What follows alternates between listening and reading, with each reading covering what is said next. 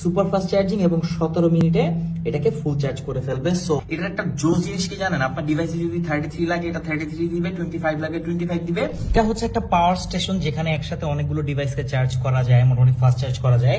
এখানে আমরা এখন আমাদের এই গ্যালাক্সি S23 আলট্রাকে চার্জ করব। আর এটা 45 ওয়াট, দেখেন এখানে কিন্তু লেখা আছে 45 এর আউটপুট এটা দিবে। হ্যাঁ, এটা অ্যাকচুয়ালি দেয়।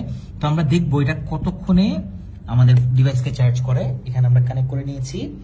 যদি একটু দেখেন এখানে লেখা আছে সুপার ফাস্ট চার্জিং 52%, এটাতে চার্জ আছে, আর 17 মিনিটে এটা ফুল চার্জ করে ফেলবে। অর্থাৎ এটা ট্রু 45 আউটপুট দিচ্ছে। আর এই ডিভাইসটা কিন্তু 45 এর যে আউটপুট সেটা সাপোর্ট করে। তো এখন আমরা আমাদের গিয়ার আপের যে চার্জারটা আছে 45 ওয়াটের, এটা দিয়ে আমরা চার্জ করে দেখব যে এটাকে কতক্ষণ দেখায়। এখানে কিন্তু দেখেন 17 মিনিটের মধ্যে এটা ফুল চার্জ হয়ে যাবে। সো এটা ট্রু 45 ওয়াট দেয় কিনা চলেন আমরা টেস্ট করে দেখি। তো আমরা কিন্তু আমাদের গিয়ার আপের চার্জারটিকে কানেক্ট করে নিয়েছি। এখানে এই যে ফোনটাও রয়েছে, এই আমরা এখন এটা টাইপ সি পোর্ট এটাকে ইনপুট করব।